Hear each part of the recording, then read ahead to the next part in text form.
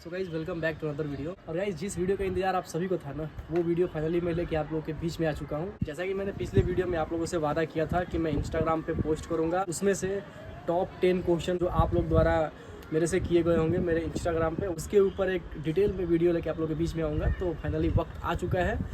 लगभग 100 से ऊपर क्वेश्चन आप लोगों द्वारा हमसे पूछा गया। इसमें से मैं 10 सेलेक्ट करने वाला था, लेकिन क्वेश्चन आपके इतने शानदार थे ना कि हमें 10 के जगह कुल 13 क्वेश्चन सेलेक्ट करने पड़े। तो 13 क्वेश्चन के जवाब लेके मैं आप लोगों के बीच में आया हूँ। और जीडीएस से रिलेटेड जितना भी क्यूरीज है ना, इन 13 क्वेश्चन में सबका प्रॉब्लम सॉल्व हो जाएगा। तो अगर आप भी इंडियन पोस्ट में जॉब करना चाहते हैं, आप इस वीडियो को एंड तक देखिएगा, ये आपके लिए बहुत ही ज़्यादा बेनिफिशियल साबित होगा। तो गाइज़ अब बिना देर किए वीडियो को स्टार्ट करते हैं। और पहला क्वेश्चन मैं लेके आप लोगों के बीच में आया हूँ। और पहले क्वेश्चन है हमारे सज्जन सुशांत का, और इनका ये कहना है कि जम्मू कश्मीर, बिहार, छत्तीसगढ़ और मध्य प्रदेश, इसमें से कहाँ से फॉर्म भरें। तो मैं आपको बता दूँ कि छत्तीसगढ़, बिहार, मध्य प्रदेश और जम्मू कश्मीर जो है ये हिंदी भाषी क्षेत्र के अंतर्गत ये सारे एरिया जाते हैं। तो अगर आपके 10th में हिंदी लैंग्वेज है तो आप इन चारों जगहों पे फॉर्म भरने के लिए एलिजिबल है।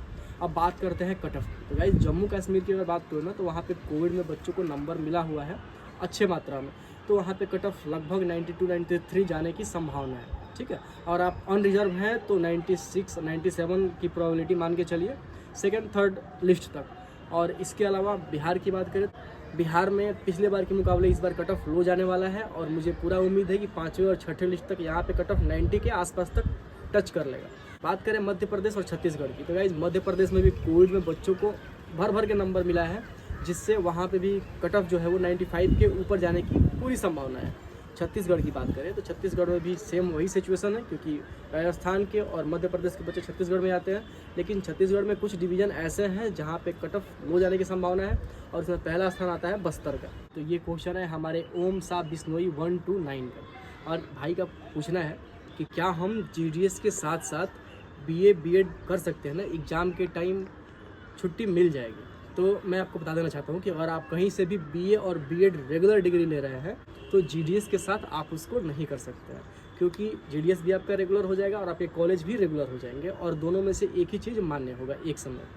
तो अगर आपको बीए करना है तो आप डिस्टेंस यानी इग्नू वगैरह से या किसी ओपन बोर्ड से आप अपना ग्रेजुएशन कर सकते हैं। अगर आप बीए और बीएड छुपा के अगर कर ले रहे हैं तो जीडीएस में अगर आप प्रमोशन के लिए जाइएगा तो जब ग्रेजुएशन की डिमांड होगी ना, उस समय ये डिग्री आपके लिए वैलिड नहीं होगा, इसको इनवैलिड कर दिया जाएगा, ठीक है। तो आप ध्यान रखिए कि अगर आप जीडीएस में नौकरी कर रहे हैं तो आप रेगुलर डिग्री नहीं ले सकते हैं। गाइस हमारा तीसरा क्वेश्चन है जाट अपूर्व भाई का, और इनका कहना है कि बिहार में टारगेट और वर्कलोड का क्या सीन है। कि बिहार में टारगेट और वर्कलोड की अगर बात करें ना, तो बिहार में वर्कलोड तो है। ब्रांच पोस्ट मास्टर को हर महीने टारगेट दी जाती है। मैं पर्सनल अपना एक्सपीरियंस बता रहा हूँ, मैं सिवान डिवीज़न में हूँ ना, तो मैं सिवान डिवीज़न की बात कर रहा हूँ। इसके अलावा जो ABPM है उनसे पर डे डाक डिस्ट्रीब्यूट करवाना पड़ता है। सिर्फ 24 घंटे आपको मिलते हैं सारा आर्टिकल डिस्ट्रीब्यूट करने में। उससे अधिक आप लेट करेंगे तो आपके ऊपर कार्रवाई कर दी जाएगी। टारगेट जो है ना, जैसे चारों तरफ हर जगह सारे सर्किल में जैसे टारगेट आता है, वैसे ही टारगेट बिहार में भी आता है। लेकिन थोड़ा सा वर्कलोड यहाँ पे ज़्यादा है ABPM को, BPM के लिए थोड़ा सा कम है। बाकी 4 घंटे की ड्यूटी है, पर डे जाके 4 घंटे अपने ऑफिस में रहना है, अपना काम करना है। तो लगभग वही सीन है जो बाकी स्टेट में है। हालांकि उत्तराखंड और बिहार में मैं थोड़ा सा डिफरेंस की बात करूँ तो उत्तराखंड में वहाँ के लोग बहुत ही जागरूक थे, तो वहाँ पे खाते वाते खोलने में ज़्यादा दिक्कत नहीं होती थी। बिहार में पोस्ट ऑफिस को लेकर लोगों में उतनी जागरूकता नहीं है, जिसके वजह से यहाँ पे लोग पोस्ट ऑफिस पे कम भरोसा करते हैं, बैंकों में ज़्यादा भरोसा करते हैं। और दिक्कत हम BPM को झेलना पड़ता है, क्योंकि हमारे ऊपर टारगेट होता है, हमारे ऊपर प्रेशर होता है, और कस्टमर हमें मिलते नहीं हैं। तो जितने भी नए जीडीएस बंधु हैं ना, मैं उनसे ये आग्रह करूँगा कि अगर आप बिहार में आ रहे हैं, किसी भी जगह पे जा रहे हैं, तो काम तो आप करिए, साथ साथ वहाँ के लोगों को जागरूक करना भी हम जीडीएस का ही काम है। तो हम अगर उनको जागरूक करेंगे तो अपने आप सारे जो खाते वगैरह का जो टारगेट है वो अपने आप कंप्लीट हो जाएगा। गाइज नेक्स्ट क्वेश्चन है धनराज साहू का, और इनका कहना है कि मेघालय में 3 लैंग्वेज माने गए हैं, हिंदी, इंग्लिश और गारो खासी। तो इनका ये पूछना है कि यहाँ पे सिर्फ एक लैंग्वेज आना ज़रूरी है कि तीनों के तीनों लैंग्वेज कंपलसरी है। तो गाइज मेघालय में मैं आपको बता दूँ, हिंदी इंग्लिश हो ना हो, लेकिन गारो खासी होना कंपलसरी है। ठीक है। इसके अलावा अरुणाचल में भी सेम सिचुएशन। अरुणाचल में पहले हिंदी लैंग्वेज वाले बच्चे या संस्कृत वाले फॉर्म को भर सकते थे, लेकिन अभी का सिनेरियो उधर का ऐसा है, अरुणाचल में फॉर्म भरने के लिए आपको वहाँ के डीसी से साइन करवाना पड़ेगा कि उधर का लोकल लैंग्वेज आता है। तो मैं लोगों से यही निवेदन करूँगा कि इस बार भी जितने बच्चे नॉर्थ ईस्ट में अगर फॉर्म भर रहे हैं तो अरुणाचल प्रदेश, मेघालय और मिजोरम, इन 3 स्टेट को छोड़ दे। गाइज नेक्स्ट क्वेश्चन है सौरभ जी 481 का। इनका कहना है कि मेरिट लिस्ट जो है कब तक डिक्लेयर किया जाएगा। तो मैं आपको बता दूं 2022 में जब हमने फॉर्म भरा था, जो फॉर्म भरने का जो लास्ट डेट था उसके 14वें दिन रिजल्ट को डिक्लेयर कर दिया गया था। अभी भी सीन एग्जैक्ट वैसा ही है। फॉर्म भरने का लास्ट डेट इस बार 5 अगस्त को दिया गया है। 6, 7, 8 को करेक्शन का डेट दिया गया है कि अगर आप कोई गलती कर दिए हैं बेसिक तो आप उसमें सुधार कर सकते हैं। बहुत लोग का ये भी पूछना है कि क्या प्रेफरेंस वगैरह हम चेंज कर सकते हैं। तो आप करेक्शन के टाइम पे प्रेफरेंस वगैरह नहीं चेंज कर सकते हैं। जो बेसिक अगर आपने कोई मिस्टेक कर दिया है, जैसे डेट ऑफ बर्थ में कुछ मिस्टेक हो गया है, फादर नेम में कुछ मिस्टेक हो गया है, मदर नेम में कुछ मिस्टेक हो गया है, आपके नाम में कुछ मिस्टेक हो गया है, तो आप उन सब चीज़ों को सुधार कर सकते हैं। तो करेक्शन का डेट है 6, 7 और 8 अगस्त। 8 अगस्त से लेके 24-25 अगस्त के बीच में आपका जो रिजल्ट है डिक्लेयर कर दिया जाएगा। फर्स्ट मेरिट लिस्ट आप लोग के सामने होगा। गाइज नेक्स्ट क्वेश्चन है द वागा बॉन्ड 06 का। इनका क्वेश्चन है लो कट ऑफ एरियाज। मैं आपको बता दूं, अगर लो कट ऑफ एरियाज़ की बात करें ना तो इस बार सबसे कम कट ऑफ जो है वो वैसे लोकल एरियाज़ में जाएंगे जहाँ पे लोकल लैंग्वेज की डिमांड की गई है। इसके अलावा अगर हिंदी भाषी क्षेत्र की अगर बात करें ना तो सबसे जो लो कट ऑफ है वो बिहार, उत्तर प्रदेश में जाने वाला है। इसके अलावा नॉर्थ ईस्ट में 1-2 जगह बच जा रहे हैं, वहाँ पे भी कट ऑफ लो जाने की संभावना है।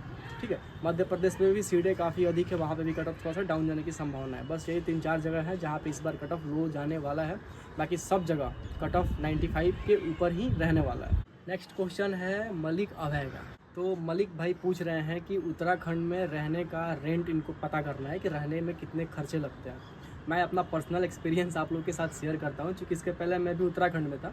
तो मेरा लिविंग कॉस्ट अप्रॉक्स 6 to 6.5 के, यानी 6 से 6.5 हज़ार रुपये में मेरा सब रहना, खाना पीना सब अपना हो जाता था। अगर रेंट की बात करें तो आप हिली एरियाज़ में जाएंगे ना, पहाड़ों पे, तो वहाँ पे रहने के लिए 1500 से लेकर 2000 के बीच में आपको एक ढंग का आपको एक कमरा मिल जाएगा। ठीक है, इसके अलावा वहाँ पे खाने पीने में बहुत ज़्यादा खर्चा नहीं आने वाला है। 3-4 हज़ार रुपये में आप आराम से खा सकते हैं। वहाँ होटल वगैरह की फैसिलिटी है जिसमें 2500-3 हज़ार रुपये में वो आपको पूरे 1 महीने आराम से खिला देंगे। बात करें वहाँ उत्तराखंड में लोगों की, तो वहाँ के लोग इतने अच्छे हैं ना, इतने अच्छे हैं, मतलब मैं अभी तक जहाँ जहाँ घूमा हूँ मुझे सबसे अच्छे अगर लोग कहीं के लगे हैं तो वो उत्तराखंड के लोग लगे हैं। हाँ, पैसे के मामले में थोड़े से कंजूस ज़रूर होते हैं, लेकिन बाई हार्ट बहुत ही अच्छे लोग आपको उत्तराखंड में मिलने वाले हैं। और उत्तराखंड में अगर आप 1 साल के लिए जा रहे हैं ना तो वो आपके लाइफ का बेस्ट पार्ट होने वाला है। उत्तराखंड से हमें प्यार है, वहाँ के कल्चर को देखना, वहाँ के लोगों को देखना, और बहुत सारी चीज़ें उनसे सीखने को भी मिलती है। सिद्धार्थ सोनी का ये पूछना है कि बेस्ट प्लेस जहाँ पे लो परसेंटेज पे भी इनको आसानी से जॉब मिल जाए।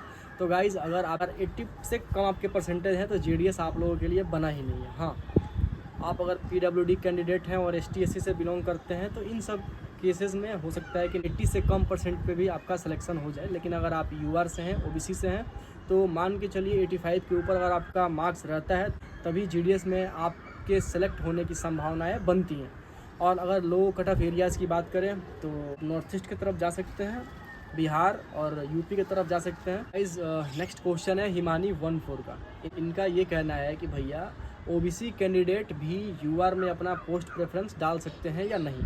तो गाइस जितने भी लोग हमारे वीडियोस को देख रहे हैं, मैं उनको ये बात एकदम से बता देना चाहता हूँ कि अगर आप किसी भी कैटेगरी से बिलोंग करते हैं, चाहे आप OBC कैंडिडेट हो, चाहे आप ST/SC कैंडिडेट हो, चाहे आप EWS के कैंडिडेट हो, या फिर आप PWD से भी बिलोंग करते हो, तो आप UR में भी फॉर्म भरने के लिए एलिजिबल हो। अगर आप फॉर्म भरने जा रहे हैं तो पोस्ट प्रेफरेंस में UR की सारी सीटें प्लस OBC की सारी सीटें। अगर आप EWS कैंडिडेट हैं तो EWS की सारी सीटें प्लस UR की सारी सीटें, सारे पे अपना प्रेफरेंस डालिए, प्रोबेबिलिटी आपके सिलेक्शन की ज़्यादा होगी। गाइस नेक्स्ट क्वेश्चन है हमारे KK भाई का, और KK भाई का ये बोलना है कि डॉक्यूमेंट वेरिफिकेशन के लिए वो अपना होम डिवीज़न या होम डिस्ट्रिक्ट सेलेक्ट कर सकते हैं क्या। तो आपका जवाब है हाँ। आप डॉक्यूमेंट वेरिफिकेशन के समय अपना लोकल एरिया ही सिलेक्ट करेंगे ना फॉर्म भरते समय, तो आपका जो फर्स्ट DB होगा वो आपके लोकल एरिया या लोकल डिवीज़न में ही हो जाएगा। हालांकि मैंने ये गलती करी थी, मैं उत्तराखंड में डाल दिया था तो मुझे 2 बार जाना पड़ा। लेकिन जितने भी लोग फॉर्म भर रहे हैं वो अपना डॉक्यूमेंट वेरिफिकेशन के लिए अपना लोकल डिवीज़न या लोकल एरिया ही सिलेक्ट करेंगे। गाइज़ अभी मैं आ गया हूँ अपने कमरे में, और चूँकि आज सावन का पहला सोमवारी है तो घर के पीछे ही शिव मंदिर है उधर बगल में, तो वहाँ पे लाउड स्पीकर पे गाने वाने आने लगे थे जिसके वजह से थोड़ा सा नॉइज़ आ रहा था, तो मैं अपने कमरे में आ चुका हूँ अभी। और नेक्स्ट क्वेश्चन है आनंद भाई का, और आनंद भाई का ये कहना है कि डॉक्यूमेंट वेरिफिकेशन के लिए कौन कौन से डॉक्यूमेंट तैयार रखने चाहिए और जो कास्ट सर्टिफिकेट बनता है वो कैसा बनता है। तो मैं सबको ये बता देना चाहता हूँ कि जो कास्ट सर्टिफिकेट जो होता है, एक स्टेट लेवल होता है, एक सेंट्रल लेवल होता है। सेंट्रल लेवल शायद SDO के माध्यम से बनता है, ठीक है। तो इसमें कास्ट सर्टिफिकेट जो है वो सेंट्रल का ही लगता है। हमारी बातों को ध्यान से सुन लीजिए, कास्ट सर्टिफिकेट जो है वो सेंट्रल का ही लगेगा। अभी आपके पास पर्याप्त 20-25 दिन समय है, तब तक आप जाके आराम से अपना कास्ट से जो है वो सेंट्रल से बनवा के रख लेंगे, क्योंकि डॉक्यूमेंट वेरिफिकेशन में आपको जो कास्ट देना पड़ता है ना, वो सेंट्रल का ही देना पड़ता है। इसके अलावा अगर आपका सिलेक्शन हो जाता है, उसके लिए मैंने प्रॉपर एक डॉक्यूमेंट वेरिफिकेशन से रिलेटेड एक मैंने वीडियो अपने चैनल पे हमने पोस्ट कर रखा है, आप जाके उस वीडियो को देख सकते हैं। उस वीडियो से आपका सारा कन्फ्यूजन क्लियर हो जाएगा, सारी बातें उसमें आपको डिटेल में समझा दी गई हैं। और गाइज उस वीडियो का लिंक मैं यहाँ भी डिस्क्रिप्शन में भी डाल दूंगा, तो आप जाके डायरेक्ट डिस्क्रिप्शन में जाइए और वीडियो के लिंक को खोलिए और जाके उस वीडियो को पूरा देख लीजिए। तो गाइज लास्ट क्वेश्चन है मिस्टर दिनेश वर्मा का, और इनका बड़ा ही बेहतरीन क्वेश्चन है, मतलब क्या ही बताऊं, सबसे बेस्ट क्वेश्चन दिनेश वर्मा का है। और इस क्वेश्चन का आंसर अगर आप लोग सुन लेंगे ना, तो आप GDS से रिलेटेड आपका जितना भी डाउट है ना, सारा डाउट क्लियर हो जाएगा जॉब के बाद। इनका क्वेश्चन यह है कि GDS का दुख सुख बता दे भैया। वाह, वेरी नाइस क्वेश्चन। और गाइज GDS के अगर सुख और दुख की बात करें ना, तो नहीं होता है, दोनों चीज़ें साथ साथ चलती हैं GDS में। अच्छी नौकरी है, अगर आप स्टूडेंट हैं तो ये नौकरी आपके लिए बेस्ट है। रीज़न, एक तो आपको घर से पैसे नहीं लेने पड़ेंगे, आपकी पॉकेट मनी का जो भी है सब इस जॉब से आ जाएगा। सैलरी थोड़ी कम है लेकिन वर्कलोड भी कम है, प्रेशर भी कम है, टारगेट भी कम है, ठीक है। जो लोग भी भ्रामक चीज़ें फैलाते रहते हैं कि GDS में हरासमेंट होता है, टारगेट दिया जाता है, ये किया जाता है, वो किया जाता है, चलिए ठीक है, होता है, लेकिन उस हद तक भी नहीं होता है जितना लोग ने इसके बारे में गलत अफवाह उड़ा रखा है। GDS इनिशियल एज के बच्चे के लिए एक रामबाण है, मतलब समझिए 4 घंटे आपको ड्यूटी करनी है, 4 घंटे के बदले आपको 18-20 हज़ार रुपये आपके अकाउंट में महीने के लास्ट डेट को क्रेडिट कर दिया जाता है। और इस पैसे से आप अपने घर में भी अपने माता पिता की हेल्प कर सकते हैं। अगर आप मिडिल क्लास फैमिली से बिलोंग करते हैं तो आप अपने पढ़ाई का खर्चा भी खुद से निकाल सकते हैं, साथ में आपको जॉब की एक सिक्योरिटी होती है। कुछ लोग बोलते हैं कि इसमें पैसे कम हैं, पैसे बढ़ाने का भी उपाय है। अगर आप 3 साल जॉब कर ले रहे हैं तो चौथे साल में आप डिपार्टमेंटल एग्जाम देके MTS बन सकते हैं, फिर 2 साल बाद एग्जाम देके पोस्टमैन बन सकते हैं, फिर 5 साल बाद एग्जाम देके PA बन सकते हैं। तो अपॉर्चुनिटी बहुत अधिक है। अगर आपके अंदर टैलेंट है तो आप MTS बनेंगे, पोस्टमैन बनेंगे, PA बनेंगे, फिर या तो इंस्पेक्टर बन जाएंगे या फिर SPM बन जाएंगे। अगर आपके अंदर क्षमता है और आपकी उम्र भी ठीक ठाक है तो आप इन फ्यूचर SP तक बन सकते हैं। तो ये कहना कि ये जॉब ऐसी है वैसी है, ये कहना बिल्कुल गलत है। हाँ, अगर इसके दुख की बात करें कि GDS को सबसे निम्न दर्जे का कर्मचारी माना जाता है डिपार्टमेंट की तरफ से, और उनको वो इज्जत नहीं मिलती जो आमतौर पे एक सरकारी कर्मचारी को मिलनी चाहिए, ठीक है। इसके अलावा जो टारगेट का सीन आता है ना, तो टारगेट में कभी कभी इंस्पेक्टर या ASP बहुत अधिक प्रेशर दे देते हैं, जिसके वजह से बच्चे बहुत परेशान हो जाते हैं, और ये प्रॉब्लम सब जगह है। इसके अलावा थोड़ा सा इस डिपार्टमेंट में अपने ही कर्मचारी से थोड़ा सा इस चीज़ों की डिमांड की जाती है, ये भी एक ड्रॉबैक है इस डिपार्टमेंट में। और मैं उम्मीद करता हूं कि जो भी लोग अगर ये वीडियो देख रहे हैं तो कृपया करके आप इन सब चीज़ों पे रोक लगाएं, ताकि हम जितने भी GDS हैं उनके साथ न्याय हो सके। समझदार लोगों के लिए सारा काफ़ी है। तो ये था आपके GDS का फ़ायदा और नुकसान।